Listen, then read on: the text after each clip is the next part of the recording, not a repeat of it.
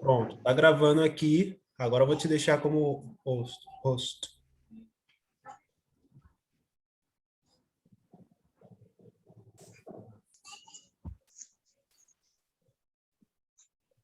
Pronto.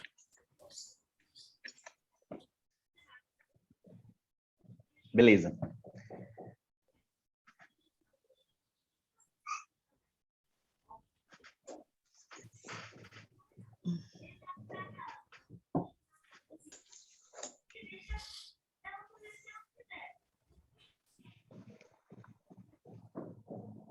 Peraí, gente, que eu estou em dois componentes aqui. Em dois.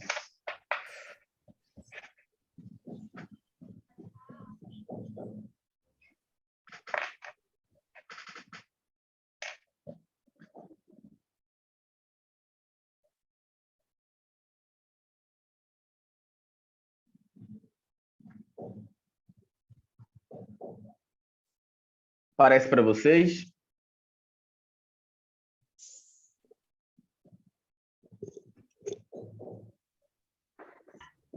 Sim, tá aparecendo.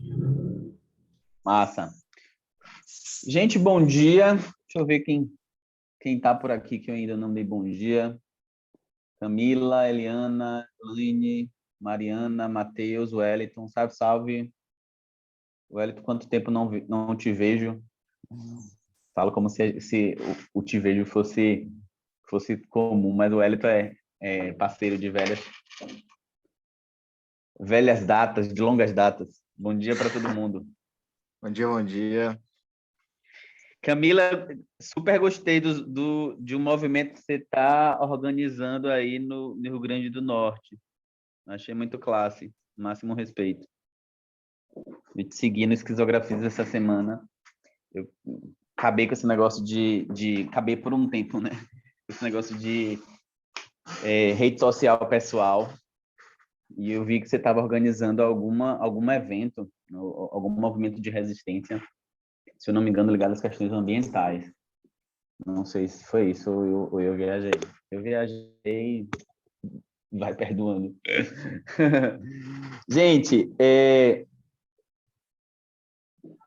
hoje eu queria que a gente conversasse um pouco sobre a dimensão da linguagem, que foi algo que a gente, no encontro anterior, a gente ficou ali por vias de começar e a gente não conseguiu começar porque a discussão foi enriquecendo e ganhando outros tons. E aí a gente começa a pensar com o Fanon a forma como a dimensão da linguagem vai ganhando contornos muito diferentes do que a gente, por vezes, estuda, por vezes a gente ouviu falar na faculdade a partir de matrizes epistemológicas outras. A primeira vez que eu li esse capítulo, para mim foi aquela coisa meio que aquele meme de dar uma explosão assim na mente de, poxa, eu nunca tinha parado para prestar atenção sobre o fator linguagem como um elemento de subjetivação, como um elemento de existência, como um elemento de...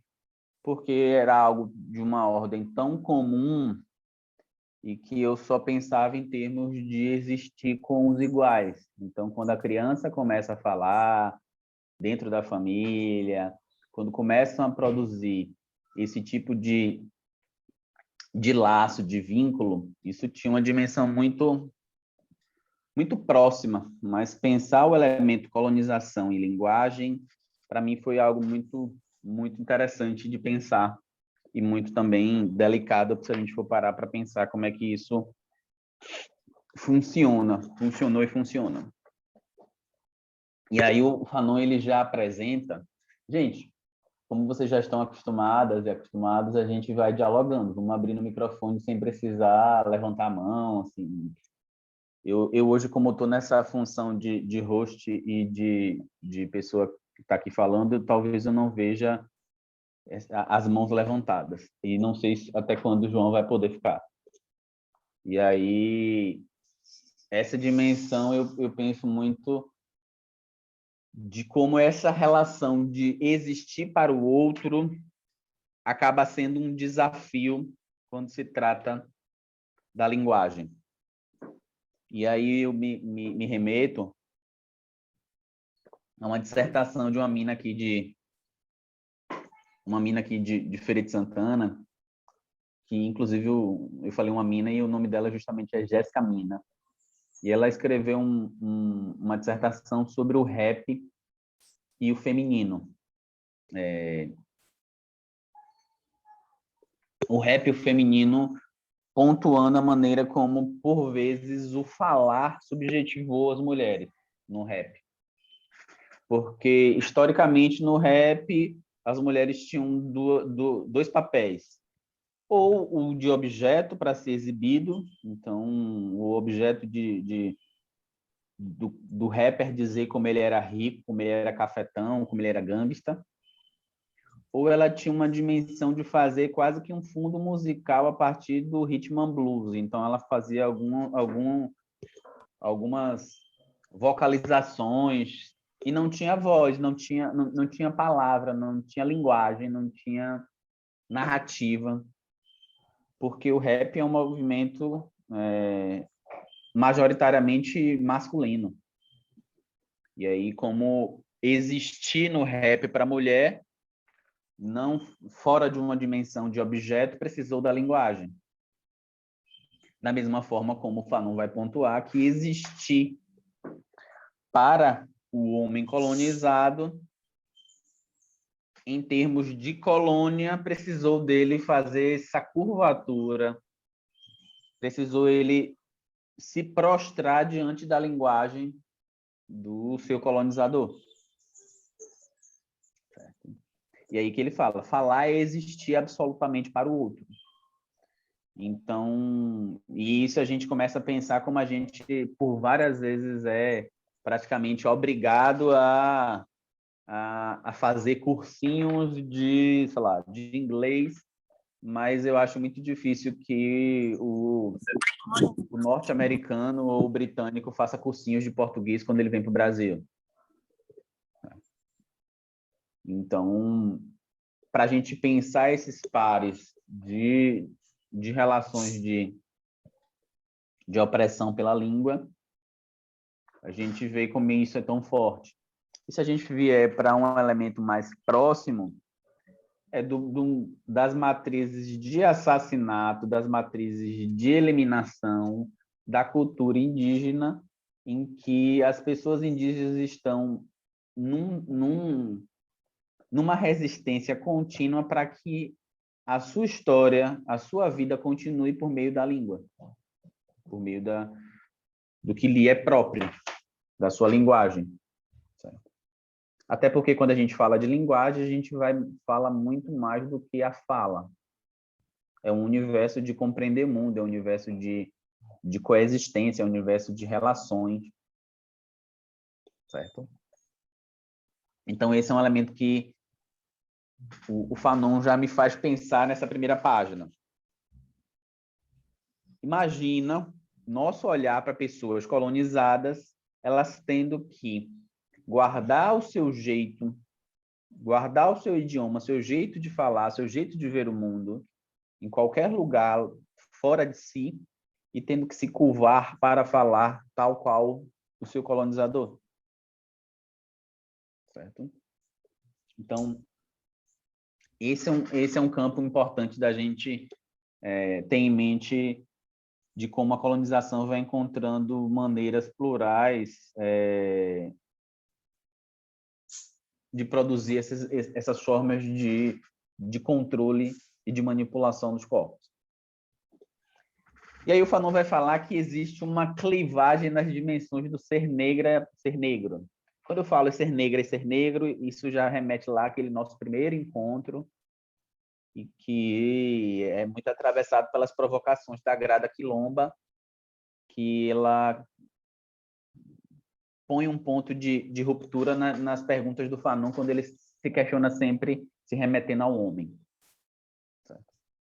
E aí a gente já compete uma abertura maior quando a gente inclui esses outros modos de negritude que não só o homem negro. E aí que na época o Fanon falava do homem cis, hétero, negro. Então, essas clivagens na dimensão do ser negro, do ser negra, o Fanon vai apontar nesse capítulo que a pessoa negra é uma com os seus semelhantes e outra no universo branco, no mundo branco. Que o negro antilhano é um na sua terra e outro na França. As pessoas negras presentes aqui podem dizer que talvez já tenham passado isso quando habitam espaços que são majoritariamente brancos, quando habitam espaços que foram negados historicamente. Em 2016...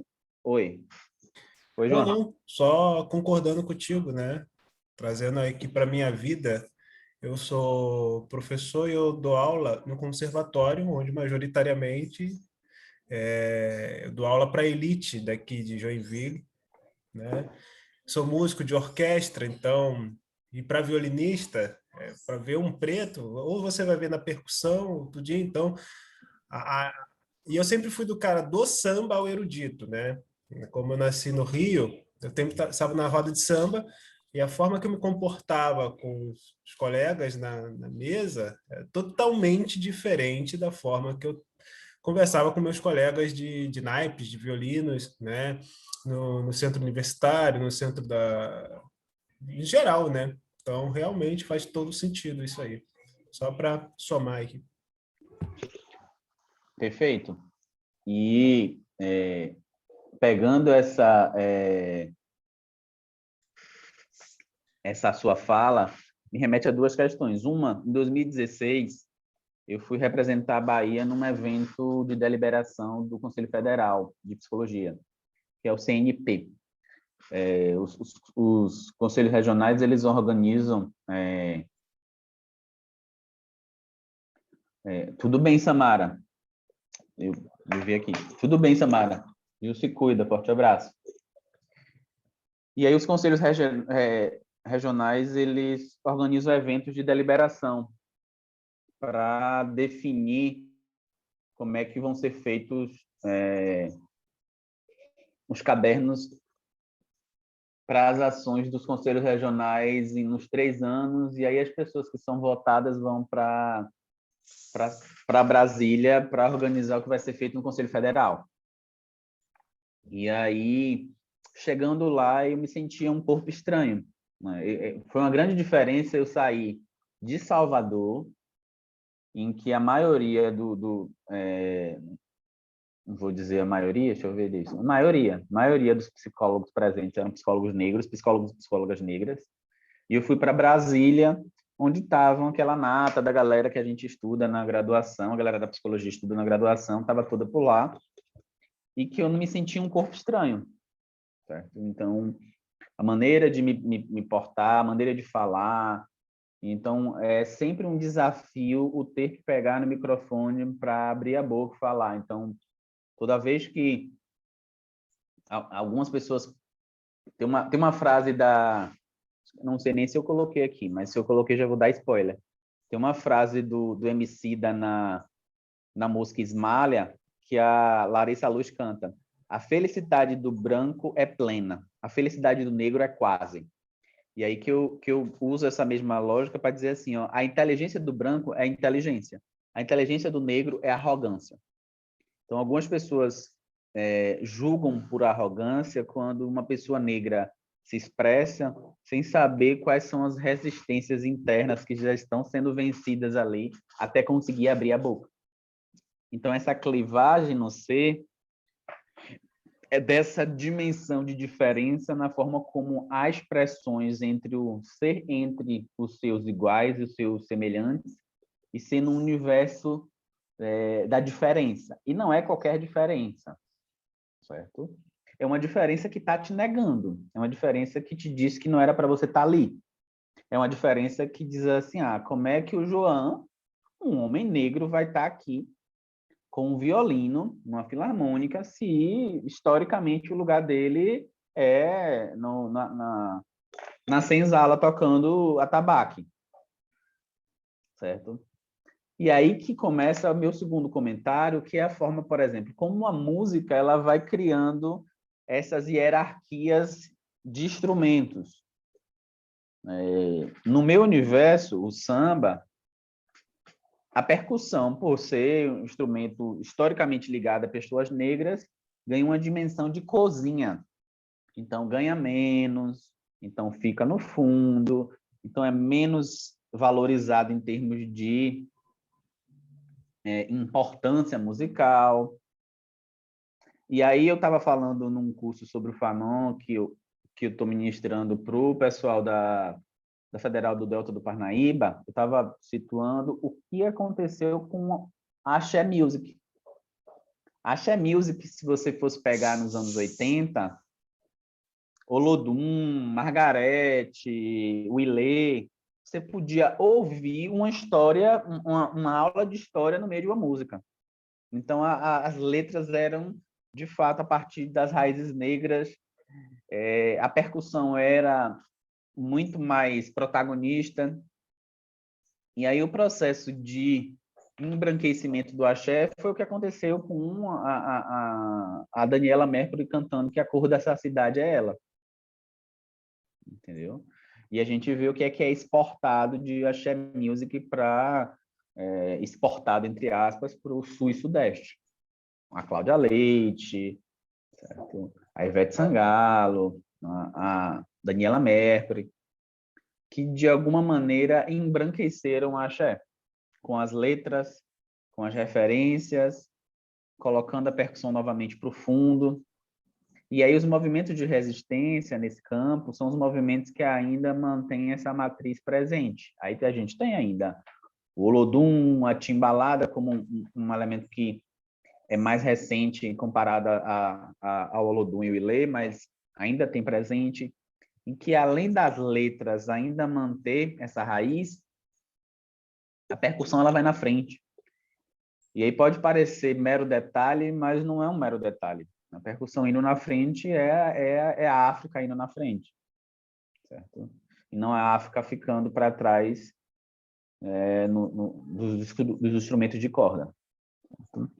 Enfim, 2 exemplos para pontuar como essa dimensão dupla do ser negro em si. Hoje, só para saber, tem alguém aqui que não é da psicologia hoje? Eu sei que tem uma galera que não é da psicologia, mas hoje quem é aqui que não é da psicologia? A Liana? Pronto. Eliana, se eu falar algo muito muito esdrúxulo a você por parte de alguns comentários da psicologia, você me diz, viu? Então, pensar essa clivagem, essa divisão do ser negro nessa criação de mundos é pensar como subjetivamente isso em si já produz uma espécie de, vou brincar aqui com as referências, uma espécie de fragmentado do filme lá de Hollywood que o cara tem inúmeras personalidades.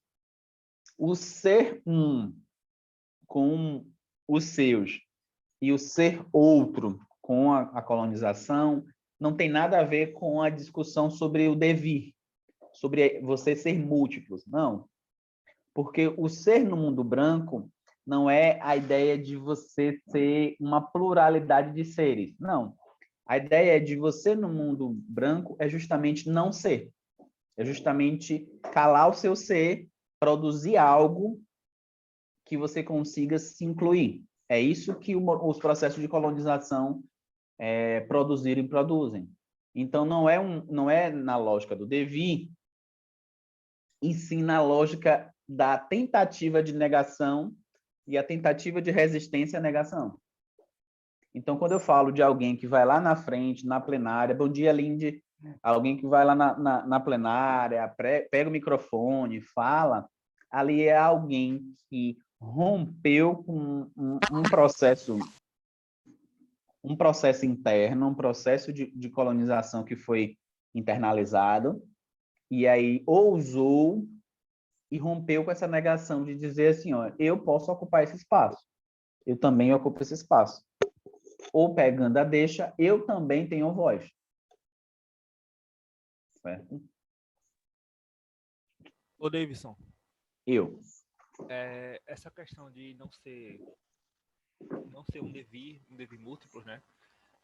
Me lembrou uma discussão de música sobre essa dicotomia de música erudita e de música mais, entre aspas, popular, né? Muito do que se pensa como música erudita, ainda hoje em dia, é mais uma ode, uma reconsagração conservadora da música clássica que se fazia até mais ou menos a segunda metade do século XIX em uma parte específica da Europa.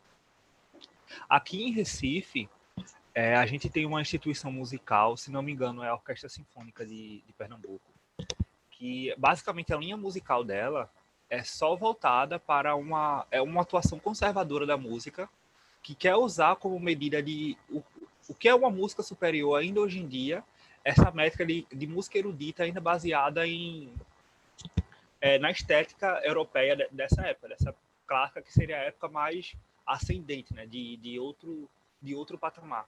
E, por não coincidência, a direção do hospital é muito voltada ao bolsonarismo, não por coincidência.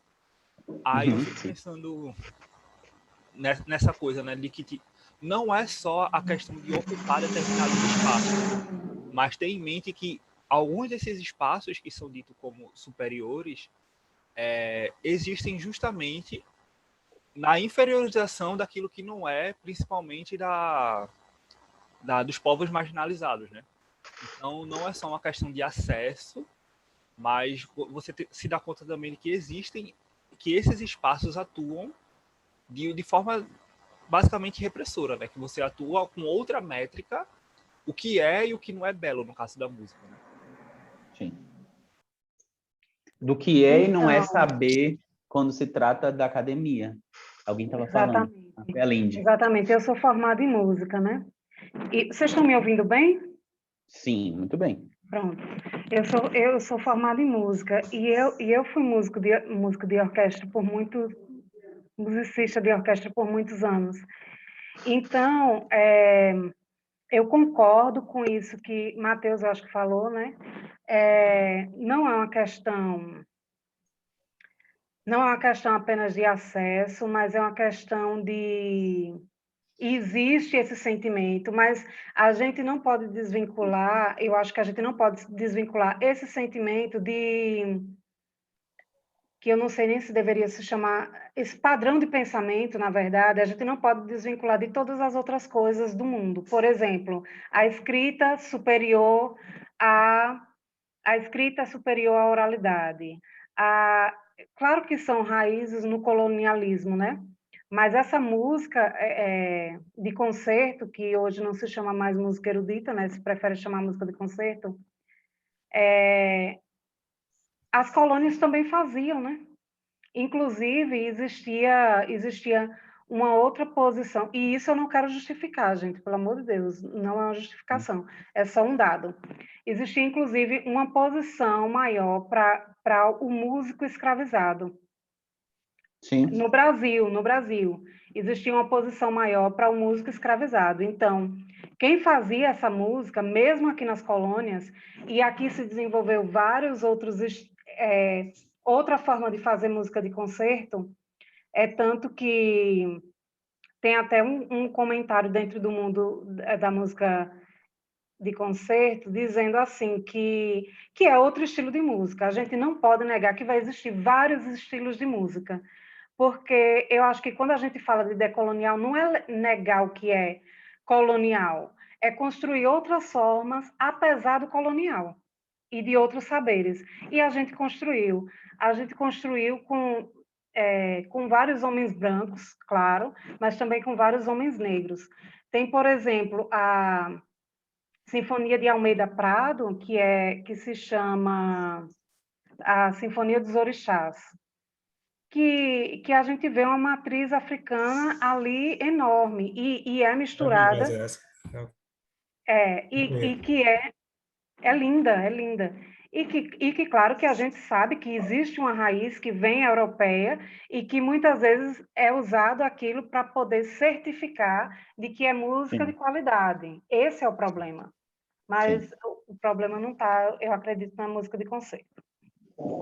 E o problema está também na falta de educação musical, que as pessoas, e não é qualquer educação musical, porque isso também pode ser usado para enquadrar pessoas em uma certa forma de ouvir música, né? Então, é uma linha muito tênue, eu entendo. Eu acho. Não precisa ser verdade também. É só jogando para Massa, a gente conversar. massa, muito bom, muito bom. O que você me faz pensar? Eu vou fazer meio que um diálogo entre o que você e o Matheus me fazem pensar. O que você me faz pensar, Lindy, é de que o contraponto aos processos de colonização precisa ser sempre uma afirmação da multiplicidade, da pluralidade. Porque colonizar é recortar pluralidades. Colonizar é afirmar não lugares, não seres, não, e aí assim, tudo a partir do modelo. E aí se a gente for parar para pensar diversos acontecimentos problemáticos na história da humanidade, eles tiveram esse lugar do padrão, do modelo, da norma como marcante, como um disparador. A Idade Média, o nazismo. Nesse caso, no momento da história da música, o desenvolvimento do próprio iluminismo, né? E a música foi extremamente influenciada por ele. Mas isso a gente não pode deixar de ter a consciência de que o samba, o pagode, tudo isso se encaixa nesse modelo que foi desenvolvido no iluminismo. Não é só a música de concerto, porque é a harmonia, né? A harmonia é Sim. desenvolvida nesse momento da história da música. É europeia, infelizmente. Sim. Aqui se desenvolvia outras coisas. Hoje, o que a gente tem aqui, claro, e que a gente não pode tirar de ter certeza, é de que a gente existe uma matriz africana, uma matriz indígena e uma matriz europeia na música que a gente faz. Não tem como, né? No caso, a pluralidade está na música que a gente faz, independentemente se ela é música de concerto, se ela é samba, se ela é axé, se ela é pagode, se ela é sertanejo universitário, que é o menos, eu acho que mistura as coisas. Saquei. Até E aí o que porque... acontece? Vai falar, Davidson? Não, pode falar. Pronto, até porque isso o problema não está na música em si, né? Está na maneira com que a gente lida com aquilo e a gente elege o que é de valor e o que não é. Senão a gente fica no fechamento em si, né? O que é do diferente não é válido de eu explorar, só aquilo que eu já tenho e a gente não sai do lugar. Tocando um pouco na questão da linguagem, aqui em Recife, mas em Pernambuco em geral, o frevo é muito forte, muito forte. E é uma variação da música de orquestra, né? Só que mais folgada para um ambiente da rua e tal. Só que muitas poucas pessoas mesmo, sabem o nome de autores de música e principalmente o nome de músicas de frevo, principalmente frevo de rua, porque frevo de rua não tem letra. Porque como é frevo para ser tocado na rua, não tem um cantor. Então, muitas poucas pessoas sabem o nome de músicas de frevo diferente e nome de compositores e autores de frevo. Isso é algo estranho, porque frevo toca todo ano, menos esse ano, né? Nos carnavais de Pernambuco. Só que geralmente são as mesmas músicas mais populares e mesmo assim eu acabei me dando conta disso porque eu escrevi um texto sobre música ano passado. As pessoas não sabem de onde veio aquilo. O frevo mais popular daqui é Vassourinha. Não sei se todo mundo aqui já ouviu, que é aquele... Pronto. Sim, claro. Ninguém sabe de onde veio. Ninguém sabe. Aqui, eu tô falando porque eu sou daqui de Recife, nascido e criado aqui, e eu nunca vi ninguém citar quem compôs Vassourinha. Eu acabei descobrindo que foram dois compositores negros da periferia de Recife, primos, inclusive, que comporam o frevo num bairro de Bibiribe. E o frevo foi retomado numa segunda composição na década de 50, mas ele é de 1914, mais ou menos. E no bairro de Bibiribe tinha uma escola pública que eu me formei no ensino médio, que era praticamente do lado do antigo clube de Vassourinhas, que é onde se originou esse frevo. eu estudava praticamente do lado do clube onde a música foi composta, e eu não sabia, não sabia quem era aquela mulher que compôs a melodia, não sabia de onde vinha, não sabia o nome dela. Aí essa coisa acaba tendo uma tendência a se perder, né? Porque você se valoriza alguns por motivo de popularidade, a maioria dos prêmios se perdem, daqui a pouco todos acabam indo para esse ostracismo, porque a gente não sabe de onde vem, quem fez, por quê, o que é que tem a ver, não dá um nome para as coisas. Matheus, me corrija se eu estiver errado. É Joana não sei o quê e o outro cara eu não lembro. Eu lembro Joana, porque é Joana, porque meu nome é João e eu já li sobre isso. Eu falei, meu nome, né? Quem escreveu. É só por isso que eu lembro do nome dela, né? Me corrija se eu estiver errado. Fizeram um documentário que, se não me engano, saiu mês passado, foi mês retrasado, que é Joana, se essa alguma coisa assim, se esse ritmo fosse meu, alguma coisa assim, que é contando a história dela e tocando um pouco no motivo do nome dela não ser citado como nome importante na música de Pernambuco, sabe? Vale muito a pena. É um documentário breve de 50 minutos, mais ou menos. Só sendo produzido hoje em dia, né? 2021, e a galera não sabia de onde veio aquilo. Só eu não vou ficar batendo nessa tecla da música, eu sei que para dar continuidade, mas, por exemplo, a história de Beethoven, né, é engraçado porque ele não era considerado um homem branco na Alemanha na época, né? Porque ele tinha o nariz largo e a pele dele era mais escura, e ele era chamado de o moreno, ou mouro, né? Para quem sabe, moreno é uma palavra oriunda de mouro, né? Que invadiram a Península Ibérica na época antiga. Então, ele não era se você vê lá, vou jogar no Google a imagem de Beethoven, você vai ver ele branco, né? Igual fizeram com Machado de Assis muito tempo aqui, né?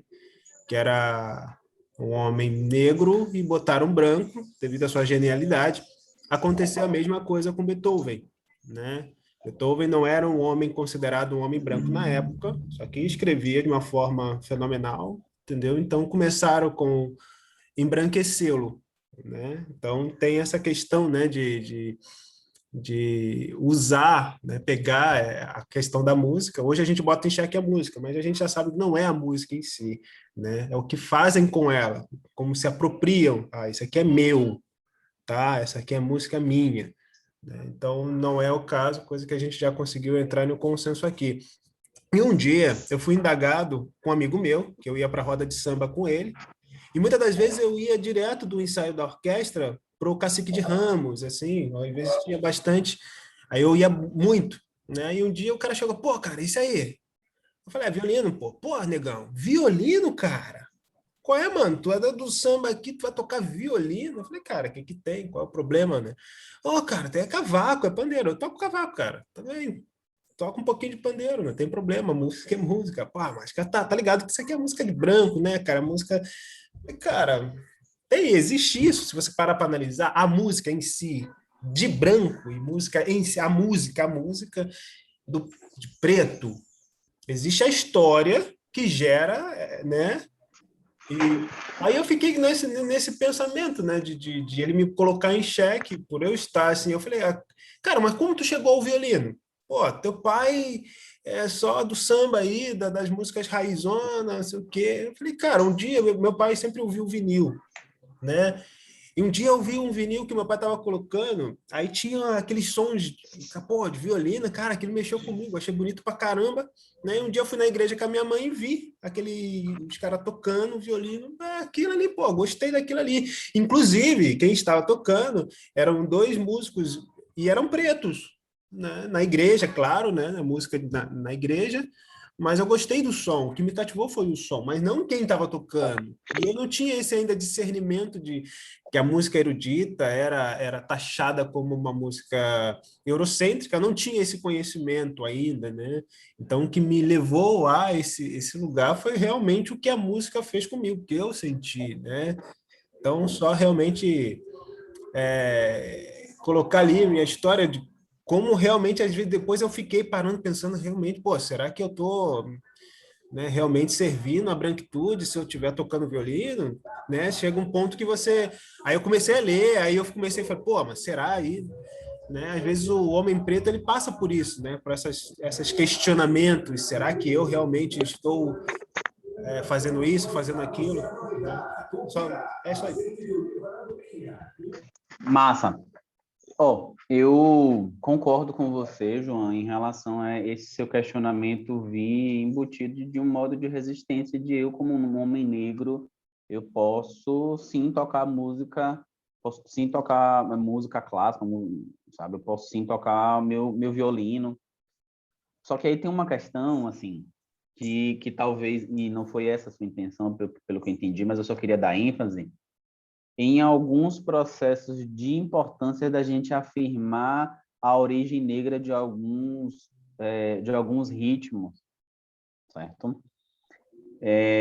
Porque o que acontece é de que isso seja apagado.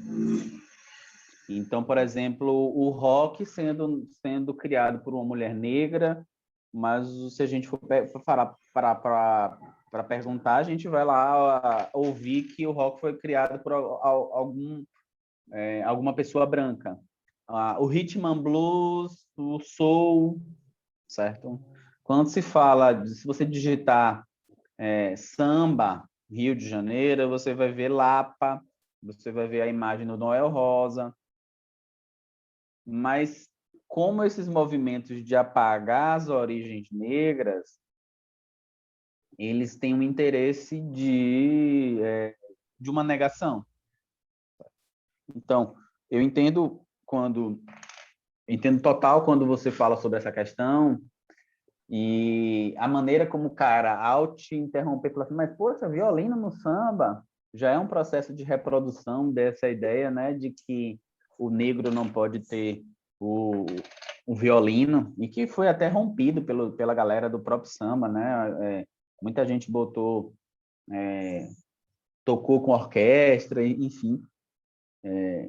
E aí, esse é um processo que a gente precisa entender como é que ele funciona como uma faca de dois gumes, como essa lógica ela pode capturar por dois lados. Certo? O samba nascendo dos ritmos de axé, certo? De toques de pra santo. E aí, como o senhor de engenho precisava, né, cooptar tudo, o samba nasceu de uma curvatura, de uma resistência.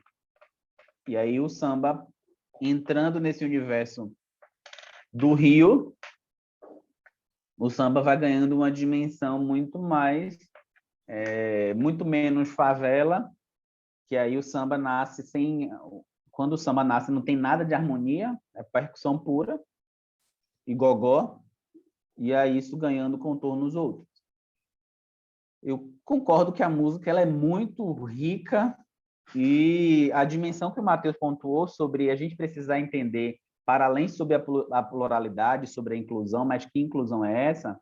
Que às vezes rola uma inclusão excludente, eu deixo você entrar, mas você vai entrar para ficar lá no fundo.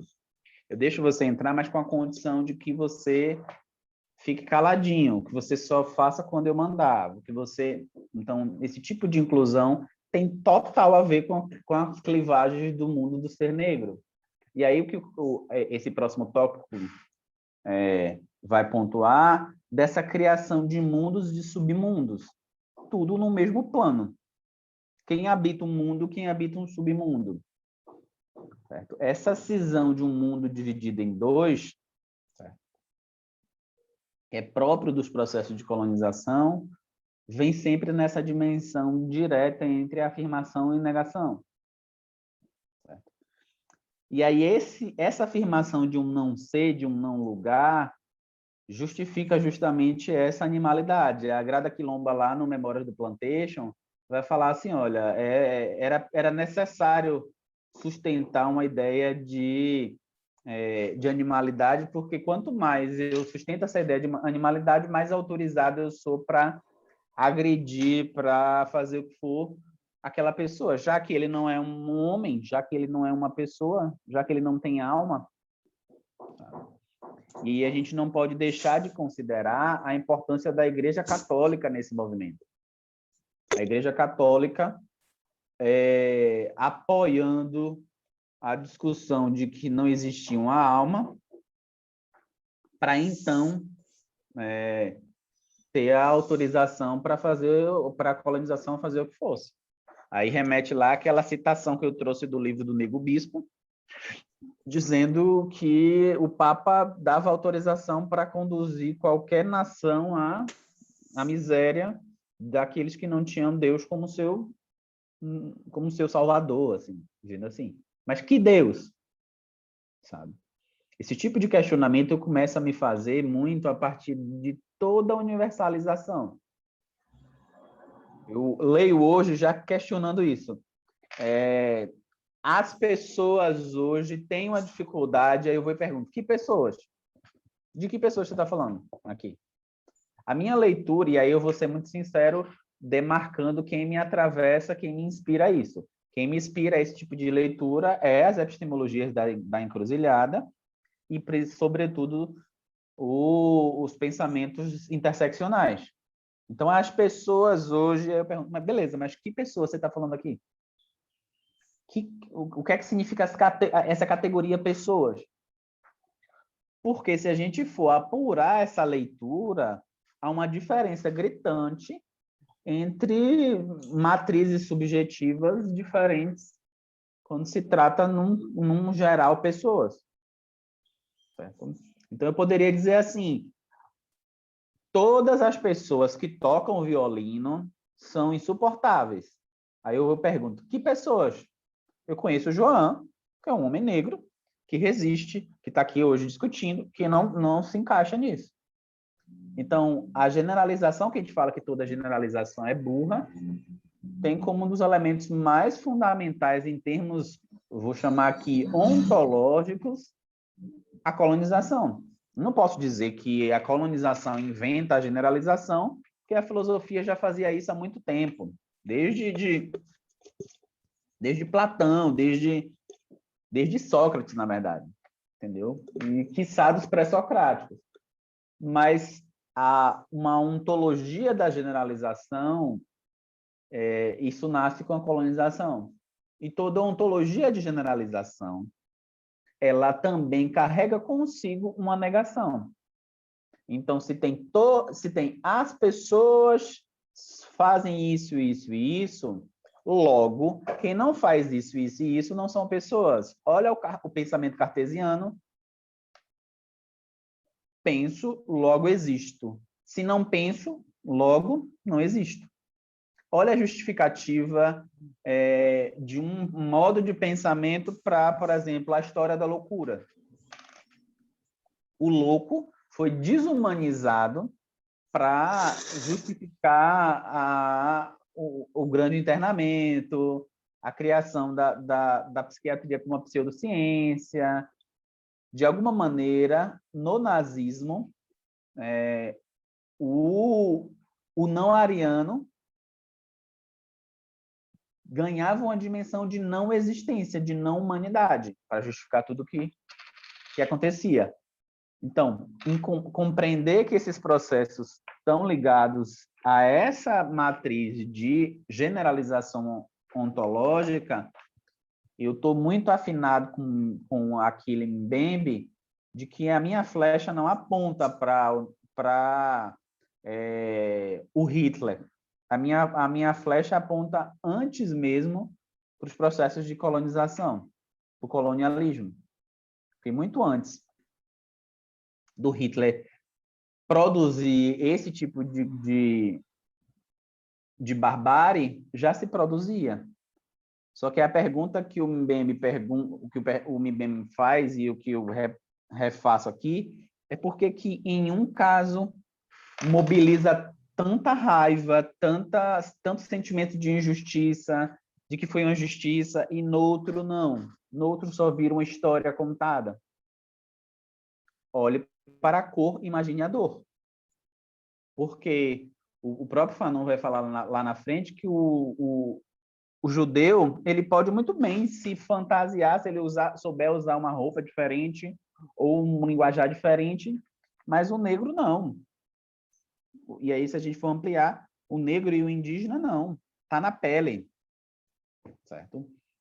Então, só nisso a gente compreende como os processos de produção desse lugar do geral, do universal, já carregam consigo uma gama enorme de processos de exclusão. E aí o Fanon vai falar, voltando, de que esse falar é para além, que acima de tudo é assumir uma cultura, suportar o peso de uma civilização. E isso, para mim, um elemento mais próximo, talvez, do que o antiliano que o Fanon vai citar, são os povos indígenas aqui. A maneira como há uma obrigação de ter que falar português para convivência e para existência tem a ver com essa afirmação do Fanon. Porque, hoje em dia, os povos indígenas, apesar de serem os povos originários, eles são praticamente...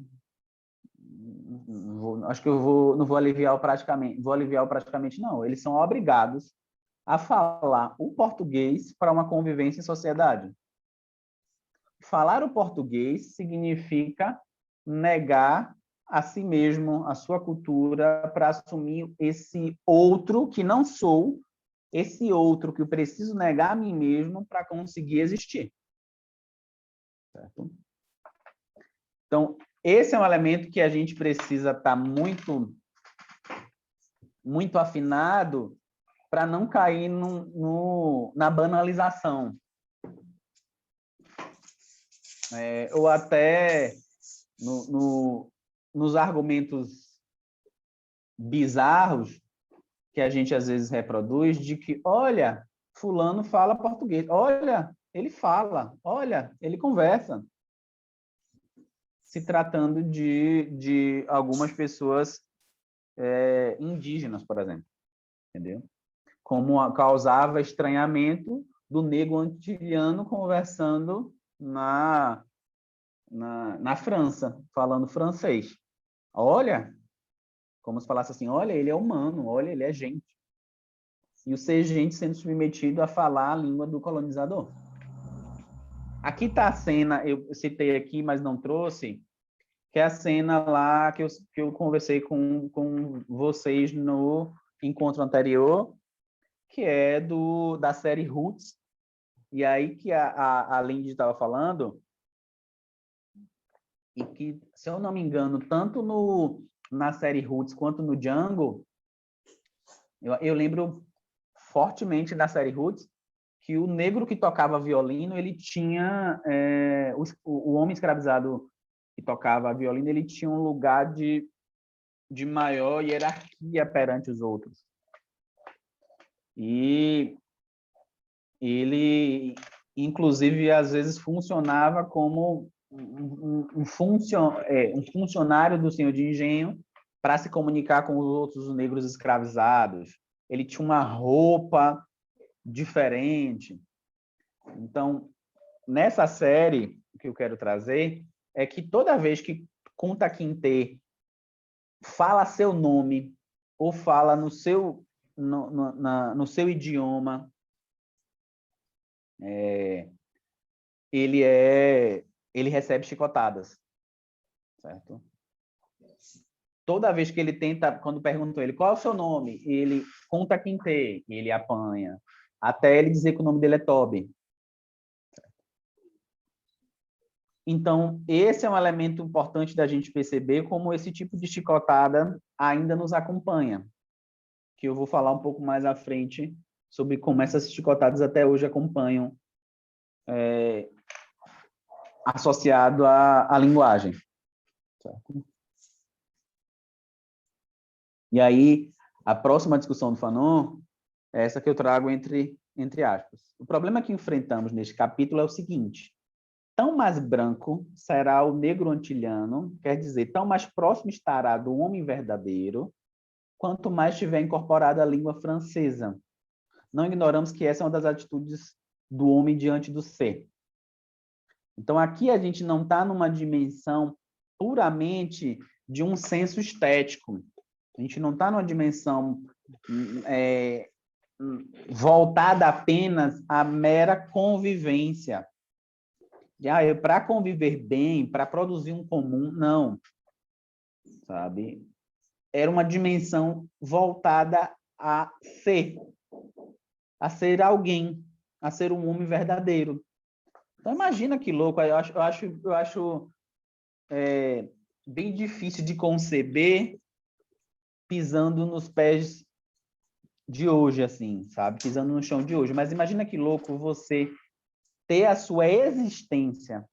Você só é alguém se você falar o francês. Senão você é ninguém. Certo? Hoje a gente consegue viver de um modo com opressões muito fortes, mas algo que a resistência da negritude consegue a todo dia é afirmar a sua existência. Mas se a gente for parar para pensar, na época do colonialismo, isso alcançava uma dimensão muito mais absurda, porque não estava apenas em termos de uma opressão simples, em termos de um preconceito interpessoal, mas estava numa matriz de existência enquanto humanidade. Então, isso tinha uma dimensão muito mais ampla do que o que a gente vê hoje. Davidson, mas hoje a gente ainda vê resquícios disso, sem sombra de dúvidas. Essa semana passou uma imagem, e foi daquelas imagens que parece que foi a lei de Murphy, né? Quando o caos tem que acontecer da pior forma, ele vai acontecer da pior forma. E aí eu estava configurando a TV, e aí do nada a minha TV passou a só pegar os canais da Samsung TV e parou de pegar os canais abertos. E aí um dos canais da Samsung TV é a Record News. E aí eu tentando tirar e não conseguia. Tanto que ontem eu tive que restaurar as configurações de fábrica. E aí eu tentando tirar e não conseguia. E estava passando a imagem de um homem branco descendo de um carro e mandando dois jovens negros, não sei qual foi o contexto que eu botei no mute, mandando eles andarem na frente dele e depois deitarem no chão, e ele executou esses dois jovens negros. Ali parecia um sacrifício, assim, sabe? Eu vou matar esses dois animais aqui e depois eu vou... Parecia uma caça, sabe? Não pareciam pessoas. E aí eu não consegui ver, desliguei e deixei para reconfigurar ontem. Mas pensar como esses elementos eles remetem a essa matriz colonial de desumanizar, de animalizar, e aí o Fanon vai situar que a linguagem é um fator que atravessa essa discussão. Então, quanto mais branco, mais próximo de ser humano, e quanto mais se aproximar da linguagem do branco, mais próximo de ser humano. Quanto mais conservar a sua linguagem matriz, a sua língua mãe, mais distante do ser humano. E aí eu volto para a ideia de uma ontologia não lembro se eu falei, uma ontologia da generalização, ontologia universal, da universalidade. Universalizar é dizer todo ser humano, e aí o todo ser humano era o todo ser humano que falava, nesse caso do Fanon, francês. Então, é todo ser humano. Quem falava o crioulo era algo que não humano. E aí, esse é um aspecto que a gente vai captando também essas ramificações em termos dos dias atuais. E aí eu já pontuo também. Eu gosto bastante dessa discussão do Fanon sobre o povo colonizado aqui. Então ele fala, o povo colonizado, isto é, o povo em cujo seio se originou, e aí eu botei, produziu um complexo de inferioridade em decorrência do sepultamento da originalidade cultural local. Então, olha como ele coloca o povo colonizado. Se originou, se produziu um complexo de inferioridade em decorrência do sepultamento da originalidade cultural local. Eu vou dar um salto, mas eu espero não estar dando grandes spoilers, mas o Fanon vai discutir com um psicanalista chamado Manoni, que dizia que existia um complexo de inferiorizado numa matriz intrapsíquica do negro, entendeu? Que era o complexo de dependência do colonizador.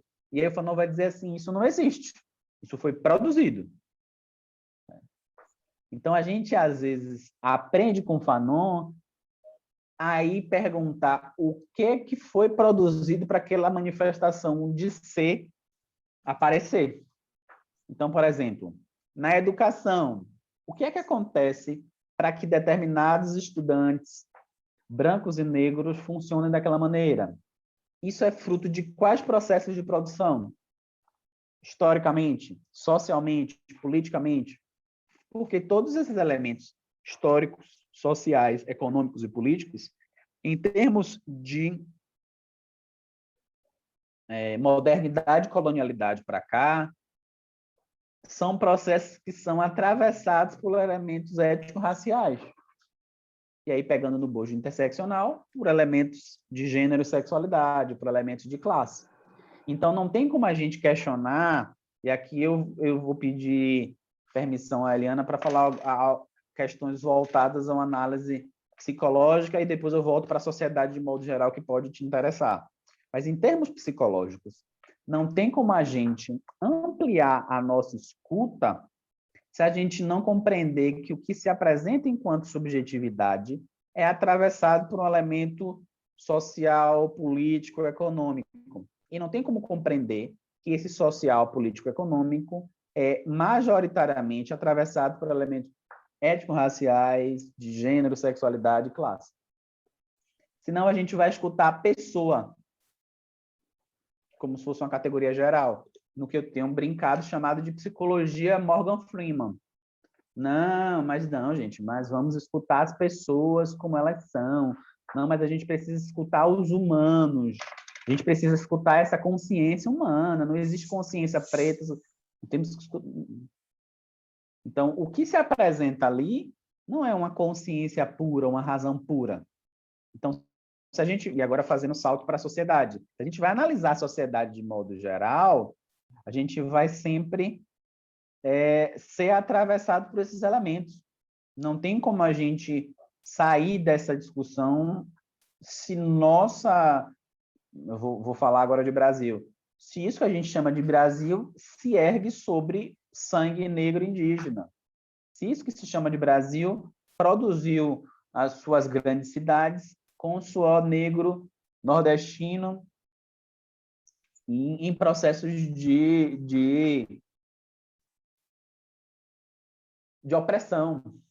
Certo? Então, entender como esses elementos vão produzindo modos de ser, pensar, agir, falar e se relacionar, vai muito além do que o meu complexo pessoal, da minha história de vida.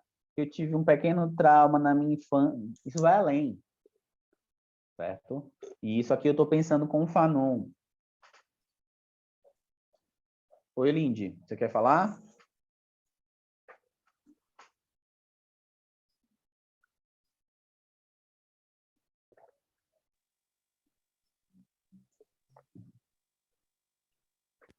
Estão me ouvindo bem? Agora sim. É que meu fone está com problema para ouvir, mas para falar eu tenho que falar com ele, porque o computador está com problema para falar. Diga que sofrimento. Mas, enfim, aqui na quinta-feira, no dia de Corpus Christi, teve uma operação chamada Corpus Christi. E foi uma operação da polícia e eles entraram na casa de 4 jovens, claro, com aquela desculpa de guerra às drogas, né? E eles mataram os meninos. e tipo, mataram sem dó nem piedade. Teve um que se ajoelhou e na frente da mulher e da filha, se ajoelhou e pediu para não ser morto. E não teve jeito. Eles mataram.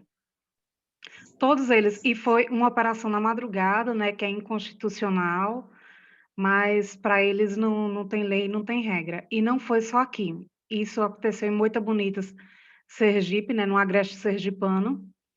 E só em Moita morreram 4, mas aí teve outros em outras cidades. Foram 3 cidades que foi essa operação, e teve outra operação ainda no estado, que foi no Baixo São Francisco, né? E aí pegou Propiá e alguns municípios de Alagoas. Também parece que foram morto 8 lá. Aqui em Moita foi morto 4. E aí, na cidade vizinha, eu não sei quantos foram, porque eu realmente eu estou tão esgotada de tanta notícia ruim, de tanta tragédia, que eu acabo não querendo ouvir, sabe? Porque não dá. Eu pensei, inclusive, em botar uma nota, até escrevi, e publicar no jornal, mas aí eu tenho medo, porque eu também sou uma mulher preta, né? Eu também tenho irmão. Eu tenho medo da retaliação. Mas a história que está surgindo na cidade é que foi essa. E aí a gente tem que mataram foram totalmente inconstitucionais e fizeram essa chacina.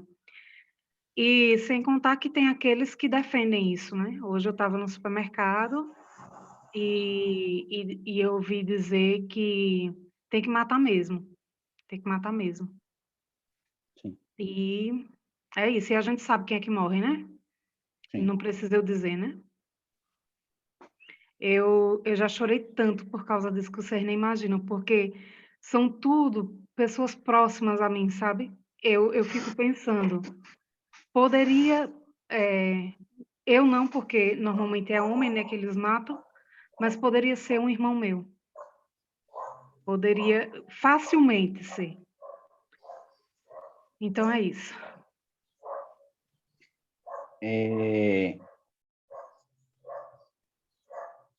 Um aspecto que me vem é que isso... Eu vou ler um texto. Leia. Um texto do Esquizografias. Uma mulher negra voltando para casa na rua, com sua pele da cor da noite sem lua, assim que nem eu. Mesmo sendo a noite, saiu na fé. A intervenção no rio está um absurdo, sabe como é? Sabendo que não é nada que alguém prometeu, com a sua guia e seu axé, carregando o cargo de ser preta, lésbica e mulher, poderia ser eu. Um carro à vista de longe, mesmo sem dever, de medo aos montes. Acontece também quando sou eu. Só que a sorte não fez companhia, ou não fez a reza que faz todo dia, quiçá esqueceu. De repente, um carro a enquadra de frente, armado, descarregado em seus pentes, o que a surpreendeu. Como ocorria no engenho, senhor. Como as irmãs gritavam seu clamor e agora fudeu. Sua índole e seu nome foram em vão. Os tiros na cabeça, um corpo estirado no chão. O sangue escorreu. Quem luta por nossa gente de maneira chocante. 4 tiros na cabeça num instante. Ela morreu. Perdeu sua vida, deixando muita dor. Cometeu o crime de ser preta a sua cor. Mesma cor de seus ancestrais de quem descendeu. Mais um corpo morto estirado, mais uma preta executada, poderia ser eu. A cada preta que morre, não morre sozinha. Como somos todos um, algo em mim também morreu. Esse texto eu escrevi no Esquizografias para uma mulher negra declamar, e a sensação que passa, Aline, quando eu ouço uma notícia dessa, é que há uma narrativa em cada morte. Há uma narrativa para quase que um aviso, dizendo assim, olha você... É como se eles quisessem criar uma pedagogia do horror para o corpo negro. Olha você negro, cuidado, viu? Cuidado ao voltar para casa na rua. Cuidado ao ir para o baile funk. Cuidado, cuidado. Olha, você é negro, cuidado por você negro, viu? Então, há uma... Eu assisti um filme chamado M8. Eu assisti na quarta-feira, na quinta houve essa chacina aqui. Eu não sei se eu falei a vocês, mas foi a polícia, viu? Foi o Estado, né? Não foi... E aí tem dois... E aí tem dois pares, assim. A gente vai falar assim, mas já tinha o crime. Então, se há o crime vai justificar. Se cometeu o crime, então tem que matar. Mas engraçado, né? Quando o crime se trata de um homem branco engravatado, ninguém dá tiro na cabeça, ninguém amarra num poste e, sabe... Aqui na Bahia, o prédio de Gedel Vieira Lima virou ponto de referência. Não sei se vocês viram, virou até meme, assim, o povo da Bahia é demais, viu? Botaram no ponto de referência de entrega de iFood tal lugar em frente ao prédio na mala de Gedel, que foi o prédio onde foi encontrado as malas com milhões de reais. E Gedel Vieira Lima está vivo, quiçá pode ser solto a qualquer momento, se candidatar e voltar para a vida política. Sim, teve gente com avião de cocaína, né? Já que o problema é o tráfico. Né? Se o problema é o tráfico, cadê aqueles que estavam com o avião cheio de cocaína? Por que eles não foram presos? Preso não, porque a gente não está reclamando se foi preso. A gente está reclamando se foi morto, né? Sim. A gente não está reclamando da justiça. Eu acho que a gente sabe quem são esses que pagam, que a gente sabe que todos deveriam pagar, né? Mas só paga uns, e outros pagam com a vida. E a medida, a gente sabe qual é. Sim. Mas, realmente, é colocar... Eu estou em pânico. Eu estou em pânico porque eu tenho medo de retaliação, assim. E foram 200 homens para pegar um menino que não tem uma moto, velho. Se esses meninos, tudo conheço, tudo aqui da rua, esses meninos, sabe, eles podem, talvez eles passassem uma droga ou outra, mas vocês sabem, eu acho que eu não preciso dizer porque o discurso é o mesmo, e o discurso também da polícia é o mesmo, viu? Reagiu, houve troca de tiro. Houve tanta troca de tiro que foi 4 horas da manhã, estava todo mundo dormindo. Sim.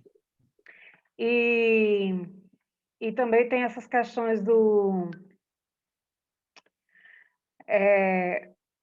tráfico, né? E de construir uma narrativa em cima disso.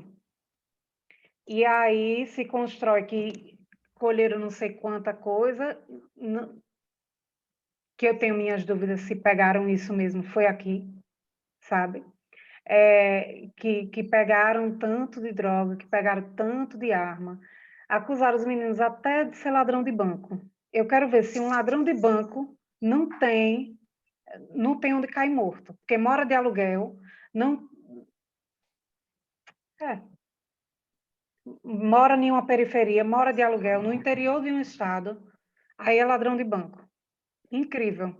Que banco é esse que se rouba assim tão facilmente 500 conto? Porque deve ser 500 conto que eles estão roubando, né? Para poder não fazer riqueza. Sim.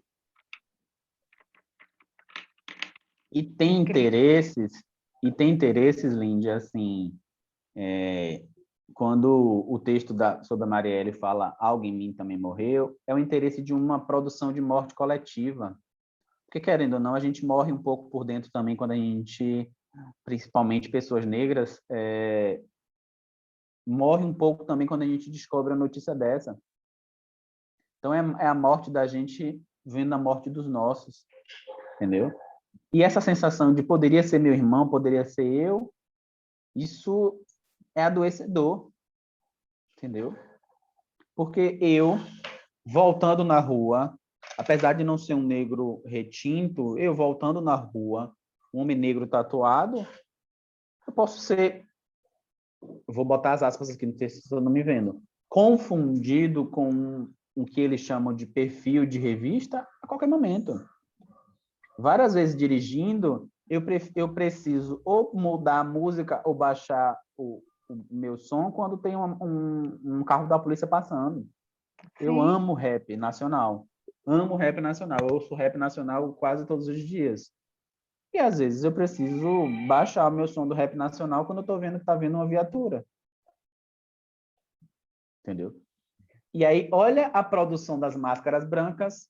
Eu vou produzir um medo de ser negro. Ó, negros, a minha pedagogia do horror é só: olha o que eu faço com negros que moram na favela, olha o que eu faço com negros que voltam à noite na rua. Então, ó, negros, mantenham nos seus cantos, mantenham dentro das suas senzalas. Não saiam, não. Não vão para baile funk, não. Obviamente que eu estou falando aqui em outro contexto que não da pandemia. Não vá para baile funk, não. Não vá para o baile do rap, não. Cuidado como você se veste. Perfil de revista é um perfil de revista que eles dizem que é o perfil... O nome lá é assim, negro. Certo? Porque se vai... Aqui na Bahia fala muito sobre alguns tipos de vestimenta. Boné pala reta, algumas marcas. Ciclone, Kenner. Sim. Entendeu? É isso que define aqui também, viu? É. Apesar da Bahia ser... Você mora em Salvador? Em Feira de Santana. Ah, porque eu tô me mudando agora para Salvador, né? Que massa. Mas eu vou assim, eu vou basicamente com o coração quebrado, sabe? Porque eu sei que eu deixo aqui e eu morro de medo, velho. Eu morro de medo. É medo mesmo. É medo. Eu tenho medo. E, e eu sei que eu deveria me erguer, que eu deveria ser corajosa, que eu já não tenho já tenho outra formação, né? Mas, velho, não adianta de nada aqui. Não adianta de nada. Não adianta. O máximo que eu consigo é publicar uma nota no jornal. E se eu consigo publicar uma nota no jornal, eu fico visada. Eu e minha família. Entendi. Vão me Entendi. calar, porque tem uma grande população que apoia e concorda, né? Uhum. E que bate palma para isso. Que ótimo. Elindy, me permita fazer uma fala mais pessoal para você, viu? Eu Fale. sei que às vezes pode passar por sua mente a ideia de que, Davidson, eu deveria ser mais forte, eu deveria resistir. Mas deixa eu te dizer uma coisa muito séria. Sua existência, sua vida já é uma resistência. E se em alguns momentos você está tendo que Verdade. escolher entre resistir e sobreviver, que sua sobrevivência seja sua escolha, porque isso te permite resistir muito mais. É, Se infelizmente você está tendo que caminhar entre o Davidson, se eu fizer isso, eu posso colocar minha vida e a vida dos meus em risco. Escolher recuar não é fraqueza, é certo? resistência também, né? É resistência também, entendeu? É, eu não sei quem foi que me disse, eu não sei se foi minha avó ou foi uma IA que me falou assim que a maior resistência é voltar vivo. É, Foi isso que é. ela... Eu não tenho certeza se foi minha avó ou foi uma IA, agora me confundi. Mas alguém me disse isso. Uhum. Então, isso é algo delicado, como a gente também é capturado por esse outro modo, né? Vamos lá, a gente está com medo, a gente tem medo de falar, a gente tem medo, mas, por outro lado, alguns setores da resistência dizem que a gente deveria estar fazendo mais, tem que estar fazendo mais. Então, assim, parar para pensar como é uma dupla captura. Ora, eu estou com medo de falar, porque envolve a minha integridade física e a minha vida. Por outro lado, eu me sinto numa dívida se eu não falar, certo? A ditadura da resistência, me desculpe usar essa expressão ditadura, mas tem um certo ditar, o ter que resistir está trazendo a população, a juventude preta para a clínica psicológica. Eu já estou no nível de acolher pessoas que estão dizendo assim, ó, eu estou cansado, eu estou me sentindo esgotado porque eu tenho que resistir todos os dias. E aí eu pergunto assim, Mas, assim, primeiro, me explica o que é resistir para você. Aí eu tenho que fazer... Então, tem uma certa... E aí eu vou citar o Vladimir Safatli, que ele fala que é como se tivesse uma gramática da resistência. Então, as pessoas vão conduzindo o que é resistência e o que não é. Então, vai dizer para além de dizer assim, não, além de resistir, é continuar falando, é continuar se expondo. Ao fazer isso, a gente teve aí, e aí, como eu vou dizendo, né, gente, é uma pedagogia do horror, dizer através de Marielle, através de tantos outros, olha aqui o que acontece com quem desafia. Olha aqui o que acontece com o negro que desafia, certo? Porque em Alphaville, a branquitude bota o dedo na cara da polícia e nada acontece. Dia desses, um cara que estava sendo procurado pela justiça, um homem branco, acho que foi um empresário, me recordem aí, viu, gente? Mas a polícia chegou e foi recebida a tiros. Entendeu? E isso não ganha a dimensão que ganha quando se trata do jovem negro de favela. E será que eles atiraram para matar, como atiraram aqui, fuzilaram os meninos, entendeu? O cara recebeu eles a tiro no Alphaville, certo? E aí eles simplesmente atiram na perna para deter o homem, sabe? Sim. Se fosse um pobre, um negro, onde era que eles atiravam? Alguém tem dúvida? Não tem, gente. Pois é. Tá terrível. E isso é o interior de um estado, são comunidades rurais, são lugares, sabe, que eles acham que eles têm o direito de fazer isso porque as pessoas não têm conhecimento, eles acham isso. É tanto que foi inconstitucional essa ação. Ação na madrugada, gente. Sim.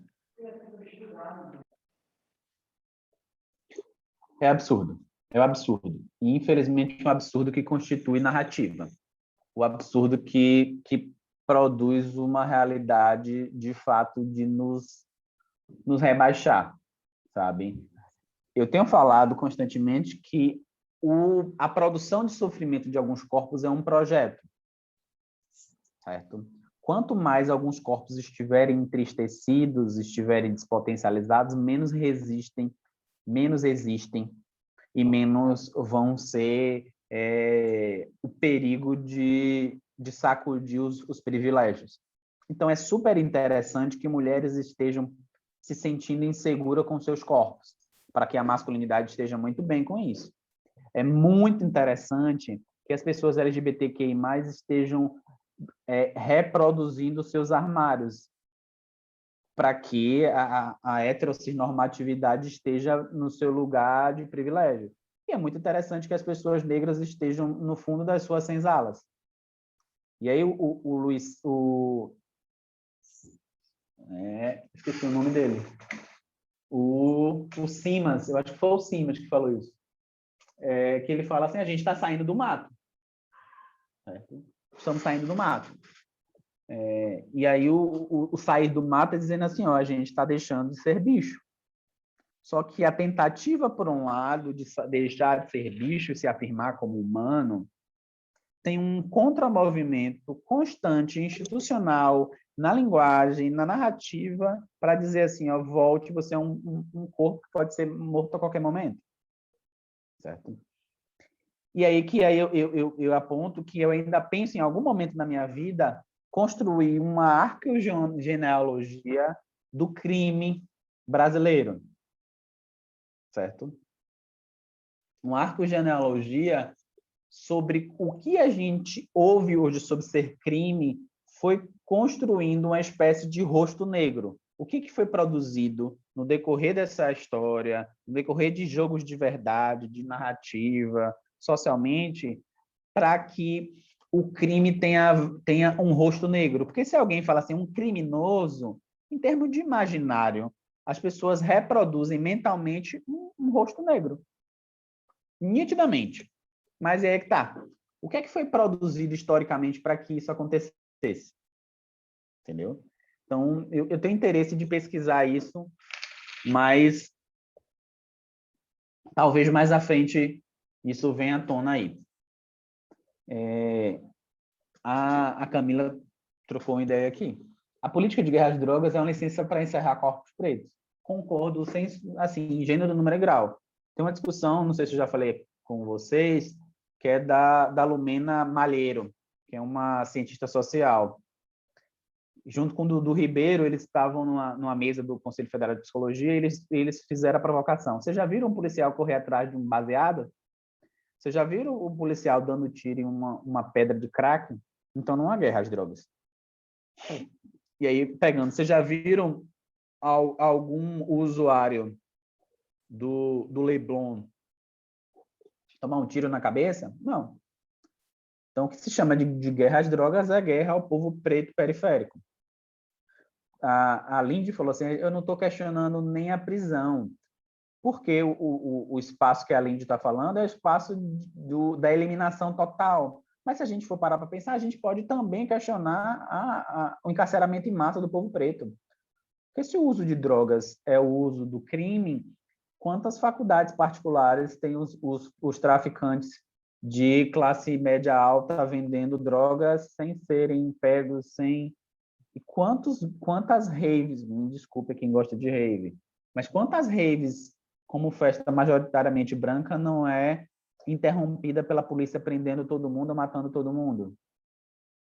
Certo? E por que só o DJ Renan da Penha é preso? Por que não o DJ da rave é preso? Se todo mundo sabe que a rave é um espaço de uso, de experimentação de drogas.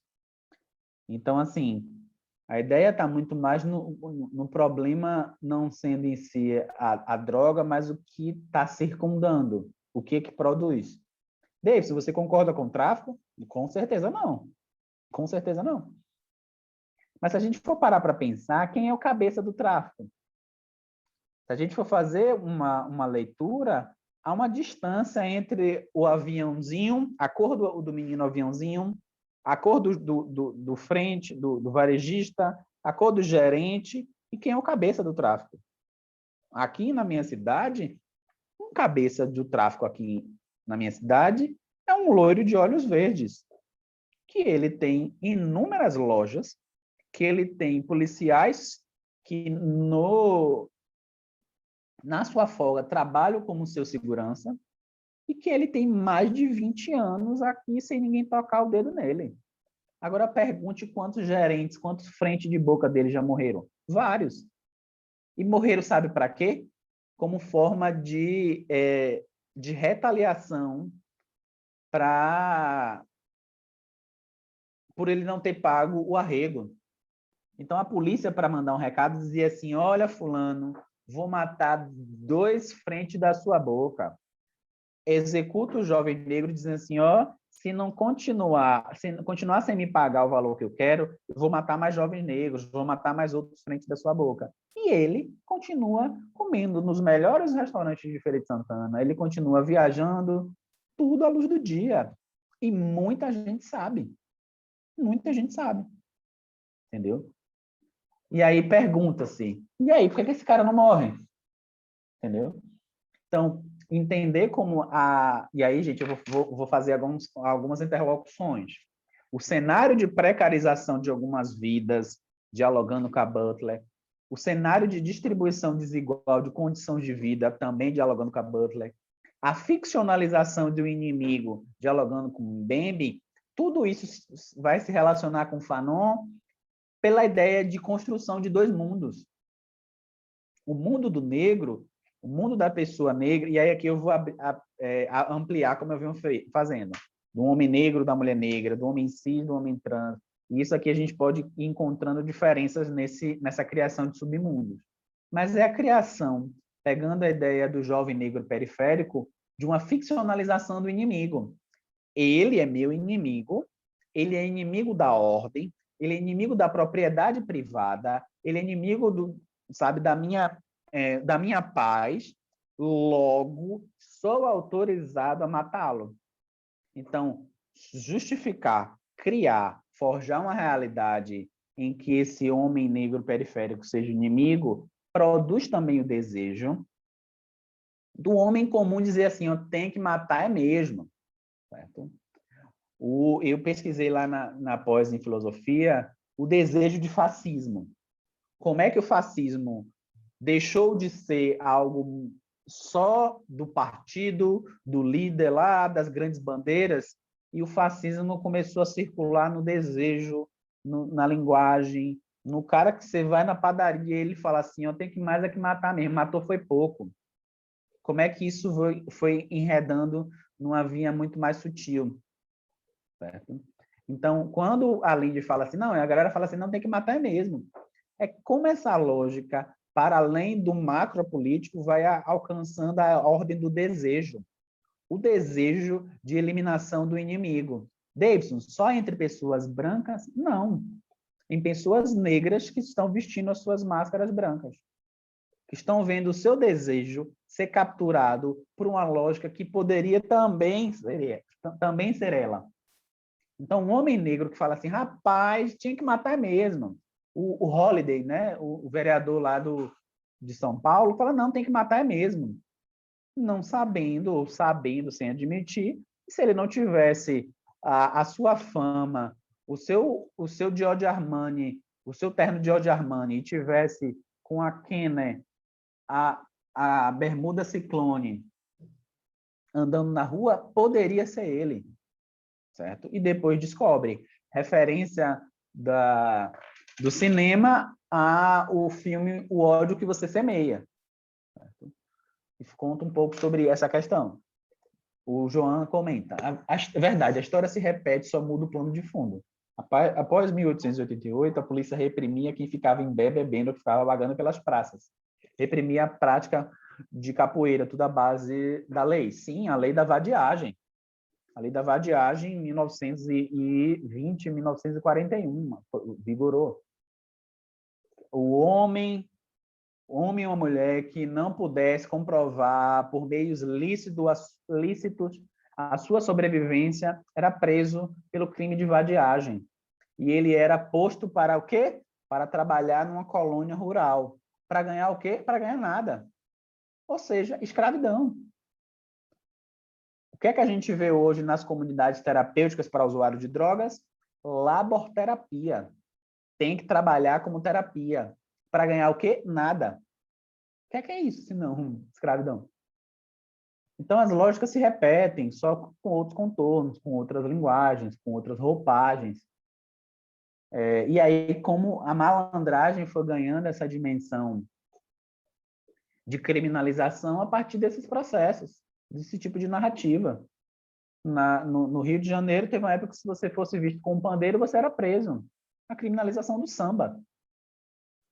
Tudo que resiste, tudo que resistia, tudo que incomodava a branquitude colonial encontrava-se justificativas religiosas, jurídicas, morais para a eliminação, para a constituição de um inimigo.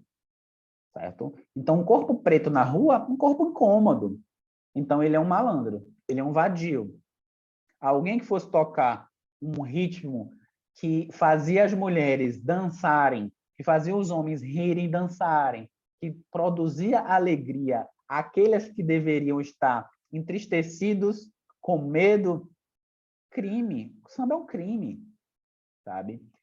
As religiões, na verdade, nem pensando em religião, né? Mas a comunicação própria dos povos negros com as suas divindades que as constituem, porque no processo de subjetivação africano, o Deus, a divindade, não está fora do corpo, mas está dentro do corpo sem precisar um religare, né? Você já tem uma divindade em si. Você já tem, em comunicação com o seu ori, você já tem pedaços de Deus, feixes de Deus no seu corpo. Então, não tem um religare. Quem retira Deus do corpo é a matriz judaico-cristã. Mas, de todo modo, falando assim, o axé criminalizado porque era algo que permitia que as pessoas comunicassem com divindades. Não, isso aqui é errado, vamos criminalizar. Então, são estratégias constantes de despotencializar corpos negros próprios do movimento de colonização. certo? E aí, o Fanon, ele vai falar dessa adoção dos valores culturais do colonizador e da metrópole como modo de evasão do colonizado de sua selva, certo? E aí eu vou fazer esse diálogo com eu estou tentando lembrar se é o Luiz Simas que fala isso, eu estou procurando o livro e não estou achando, mas é o autor do Pedagogia das Encruzilhadas. Não sei se eu não lembro se é o Luiz Simas, deixa eu ver. É Mas- o Luiz Rufino. Isso, perfeito, obrigado, valeu. Esse sair da selva tem duas dimensões aí, né? Sair do mato tem duas dimensões. Para o Fanon, essa ideia de você adotar, você se curvar para reproduzir esses modos de expressão do universo colonial como modo de sair da selva, como modo de ser bicho, certo? Deixar de ser bicho. Então, você deixa de ser bicho, deixa de ser um selvagem, quando você vai adotar essa máscara branca por meio da linguagem dos valores culturais, certo? Só que o sair do mato, do Rufino, não tem nada a ver com a ideia de ter que embranquecer para conseguir sair do mato. Certo? Não tem nada, não vai por esse viés. Então, entender como esses modos eles são diferentes a depender de qual dimensão está se discutindo. O Fanon está colocando como condição para deixar de ser selvagem produzir uma máscara branca por meio da linguagem, da cultura. E aí o Fanon coloca, tão mais branco será, quanto mais rejeitar sua escuridão, sua selva. E aí, quando se fala em termos de Fanon, quando ele fala tão mais branco será, ele está querendo dizer, né, em termos dos processos de colonização, tão mais humano será. Então, quanto mais você rejeitar a sua escuridão, mais humano você será. Quanto mais você rejeitar a sua ancestralidade, mais humano você será. Certo? Menos selvagem você será. Isso a gente encontra hoje com a espiritualidade. Quanto mais você rejeitar a sua espiritualidade, sua ancestralidade, mais humano você será. Ser negro, ok, mas cumpra aqui essas exigências pré-estabelecidas do ser negro, certo? Falar, ok, mas fale aqui a partir desses modos pré-estabelecidos. Então, entender como esses movimentos vão acontecendo nesses mecanismos de negação para que algum feixe de inclusão seja produzido. Ô, Davidson. Viver na... Oi, eu. Salve, salve.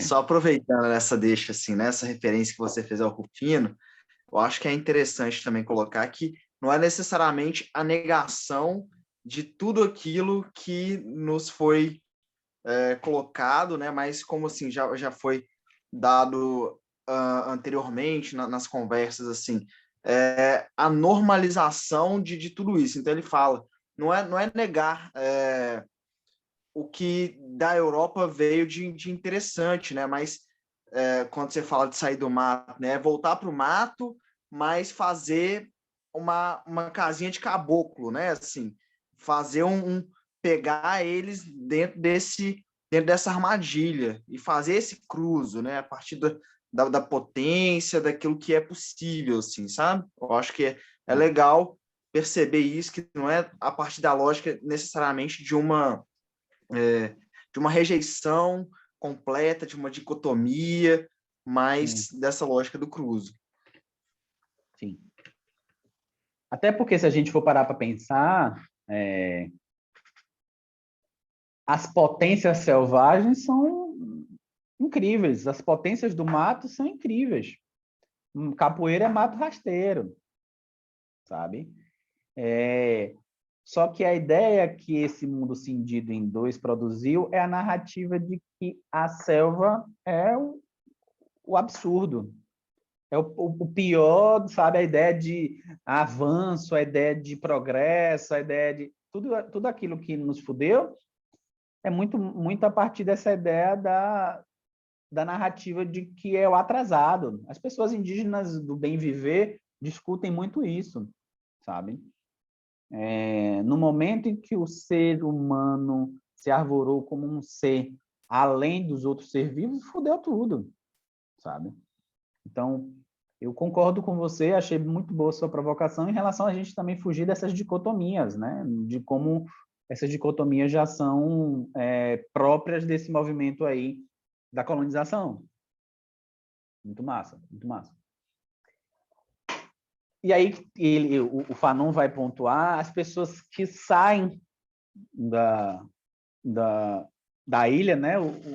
Saem lá os antilhanos que vão lá viver na França, que voltam com todo um afã de, ai meu Deus do céu, aquela coisa de, poxa, fulano foi para a França, é incrível, sabe, como se fosse uma celebridade.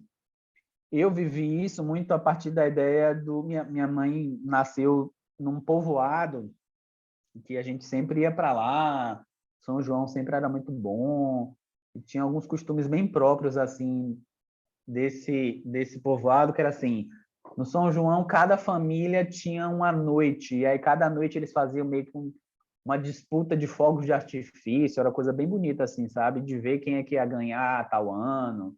Aí cada família num dia levava uma banda, então eles ficavam disputando as famílias lá para ver quem é que levava a melhor banda, eles se organizavam durante um ano. Era bem bacana.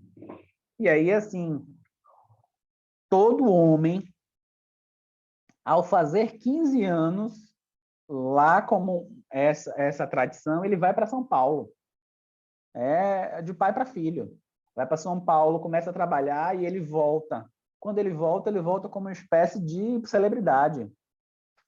E aí, fazendo uma relação com o Fanon, o sotaque já é outro. Então, o sotaque sendo outro já diz assim, olha, eu estou num patamar elevado diante de vocês que estão aqui no interior. Então, esse viver na terra do colonizador e o retorno como semideus, construindo essas hierarquias a partir dessas máscaras que vão sendo desejadas. Olha o que ele tem que eu não tenho. Ele fala o francês e eu não falo. Ele se veste como um ser humano e eu não me visto. Certo? Então, tudo isso como vai cooptando o desejo e vai falando. Imagina você chegar para alguém e dizer assim, ó, você é nada, você é um nada, você é um bicho, você não tem alma. Mas se você tomar essas atitudes aqui, funcionar desse jeito aqui, você vai continuar sendo um nada, mas um nada arrumadinho, um nada mais próximo de ser alguém. Por quê? Porque nunca foi condição para a branquitude que o povo colonizado fosse alguém. Não era, ele continuava sendo um nada. Mas entre os seus, tinha um lugar de hierarquia ali, certo? Então, o voltar para a terra, esse voltar para as Antilhas, para o negro que falava francês, tinha toda aquela coisa de caralho, fulano fala francês, fulano se comporta de tal maneira, sabe? Então, esse é um elemento que a linguagem também atravessa. Deixa eu puxar aqui, que eu estou como host e tem várias funções que eu não manejo. Aí o Fanon traz essa citação. Esse menino será a vergonha do nosso nome, esse menino será nosso. Deus nos acuda, calai a boca. Já vos disse que deveis falar francês. O francês da França, o francês do francês, o francês francês. Olha como um modo de reprodução de um silenciamento de si. Cala a boca, tem que falar o português, cala a boca, não usa essa expressão. Olha o modo como a gente também vive isso com as nossas gírias, certo? Falar gíria, muitas vezes até na família, na escola, gírias, a depender de onde for, epa, não fale isso não, sabe? Engraçado, né? Eu já vivo essas coisas. Teve uma época que eu trabalhei num hospital dia, que era uma pegada, e fui trabalhar num CRAS, num município de pequeno porte, e que era 2 formas de atuar, 2 formas de conversar. Aí depois eu trabalhava no mesmo hospital dia, trabalhava com população em situação de rua. E com população em situação de rua, eu adquiri um modo de conversar que às vezes eu chegava no hospital dia e falava do mesmo jeito.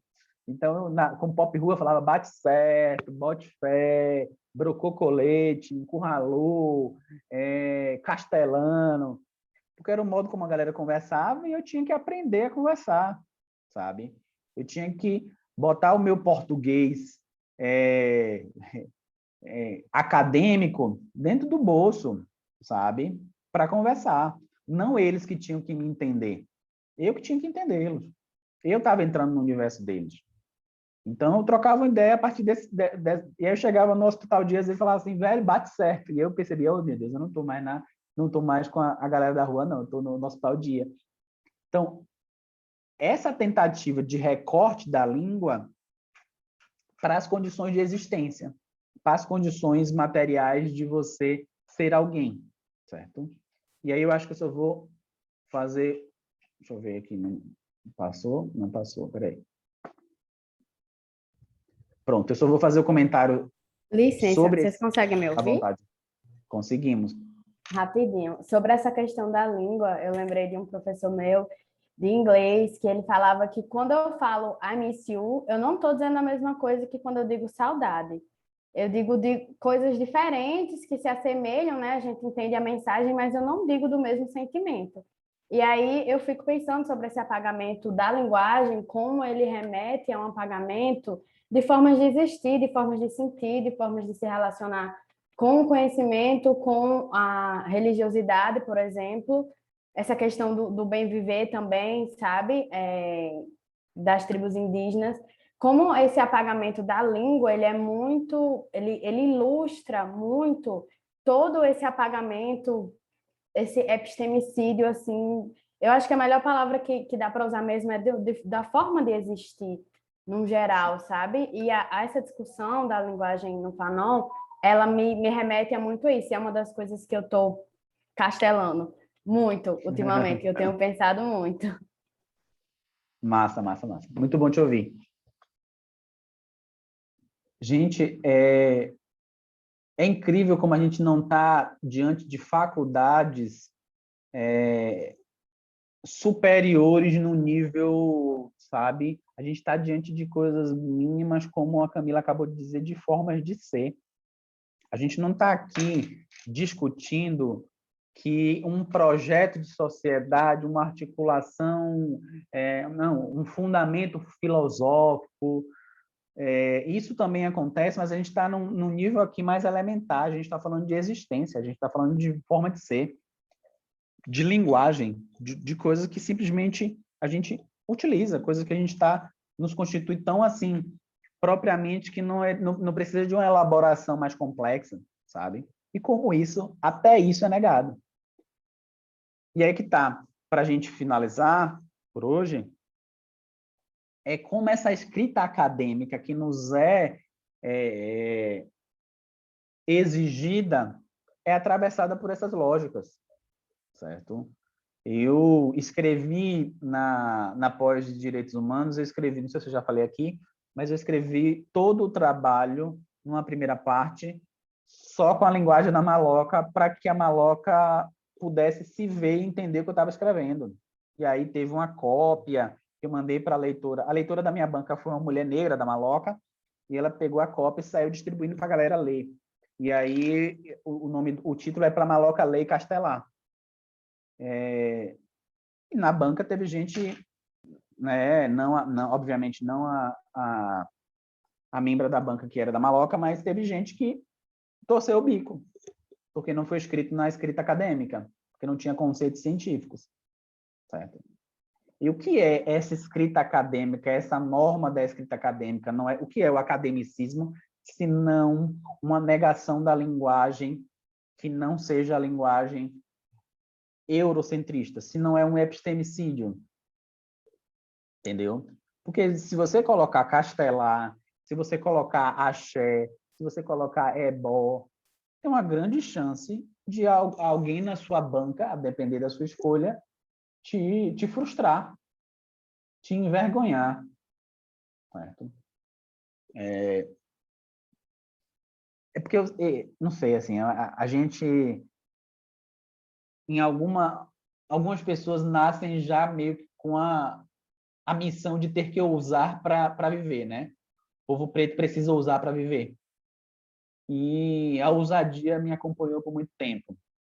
Eu era percussionista de samba e sempre me falaram que eu tocar só um instrumento e eu olhava, percebia e aprendia a tocar vários instrumentos. Isso incomodava algumas pessoas porque quando algum músico faltava, eu ia lá e tocava no lugar dele, ele se sentia, peraí, se eu sair tem Davidson.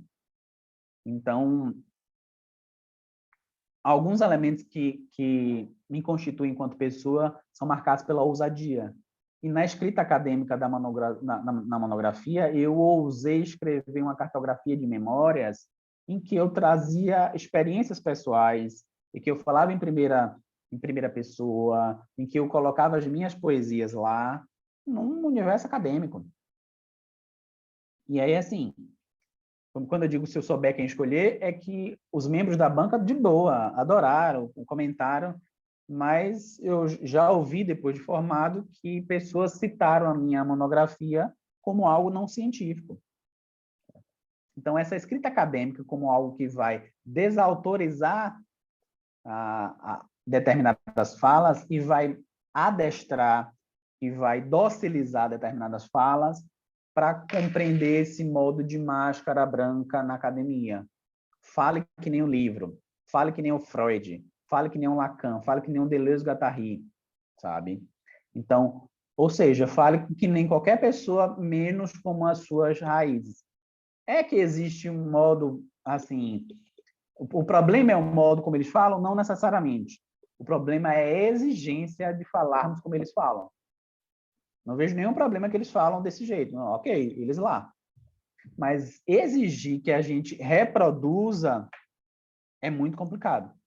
Certo? Elaine, está disponível na biblioteca da UFP, mas eu posso te mandar sem nenhum problema. Eu não tenho questão, não. Confio totalmente. Posso te mandar. E aí que tá. Esse é um modo da gente perceber também as resistências que a gente precisa sustentar, não só enquanto estudantes, mas enquanto professores. Quando a gente estiver vendo os estudantes que a gente está dando aula, que está escrevendo dos seus modos, a gente saber acolher isso e não reproduzir esse epistemicídio que vai recortando línguas para serem no formato europeu, que a gente vai reproduzindo essas máscaras brancas, dizendo assim, ó, não escreva assim, quero que você escreva que nem o Freud, que nem o Lacan, que nem o Deleuze, enfim. E aí que eu pontuo o português, né, da Lélia Gonzalez como um elemento de resistência a isso, de uma escrita que a gente pode perceber, que a gente pode valorizar a potência no que é nosso, sabe? Existe potência no que não está na norma culta. Existe potência. Meu Deus, assim, na slam poesia, eu no rap nacional, assim, eu viajo, são as minhas referências. E lá onde tem ideias muito bem produzidas sem a norma culta, sabe? Eu cresci ouvindo Racionais e Facção Central. Então, era aquela realidade esfregada na cara para me ensinar sobre o que é a vida. E dito de uma maneira própria da periferia e com muita potência. Só que aí que tá. O problema é a academia dizendo que isso não é conhecimento. O problema é a academia dizendo que isso não é verdade. É o que a Lindy falou lá, né? De matar a oralidade para que a escrita seja preponderante, certo? Sabendo que os nossos povos eles tiveram a oralidade como seu modo de produção de conhecimento, entendeu? Os povos indígenas, os povos negros tiveram isso. E aí cabe a gente também passear pelas oralitudes, certo? Como modo de produção de conhecimento. Gente, vocês têm mais algo a falar? A gente chegou no nosso tempo. Eu só tenho a agradecer pela disposição para trocar ideia, por me provocarem a pensar, isso é muito bom, e por estar junto. Esse estar junto tem sido bem importante. Vocês têm algo a dizer? Pronto, Elaine. Te mando sim. Pode me mandar um WhatsApp lá.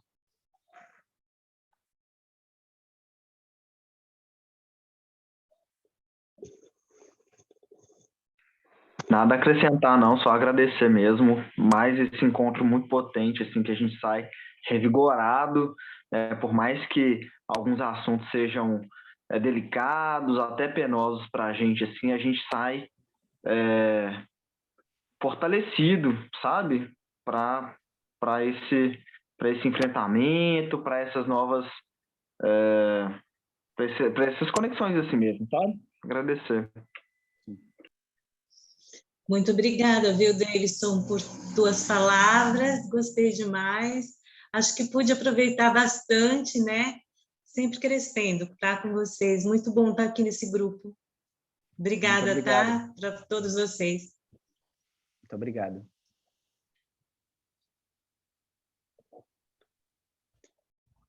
Gente, a gente está construindo os nossos quilombos, a gente está resistindo por meio do que a gente está falando, tá foda viver, tá foda existir nesse país, mas nesses espaços que, para além de conhecimento, a gente vai construindo essas redes de afeto, a gente vai também emprestando a nossa escuta ao outro, a gente vai construindo um comum que a gente vai conseguindo resistir para além dessa gramática da resistência que diz que só se resiste se tiver fazendo determinadas atitudes. Então, estar com vocês é um modo de resistir que muito me interessa afetivamente, que muito me interessa intelectualmente e que tem me feito, como o Hélito falou, assim, tá foda, mas a gente vai, às vezes esses assuntos são delicados, mas estar com vocês vai tornando mais sutil, mais suave e vai me mostrando possíveis, certo?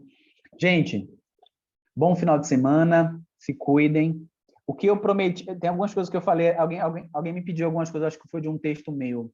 Me lembrem, se precisarem de referências sobre coisas que vocês estiverem pesquisando, o que eu falei aqui, pode me chamar ou no grupo, ou no privado, que eu vou mandando, certo? E que a gente está junto para a gente continuar pensando e criando novos possíveis, porque tem sido bem necessário. Beleza? Se cuidem. Espero que em breve todos de vocês, os seus familiares, todos vocês e os seus sejam vacinados, para a gente conseguir existir e resistir. Bom final de semana, forte abraço, até a próxima, tamo junto. Tchau, tchau. Todos. Valeu, João, forte abraço também. Mande um abraço para Camila. Sim, mandar. Tchau, tchau. Tchau, tchau.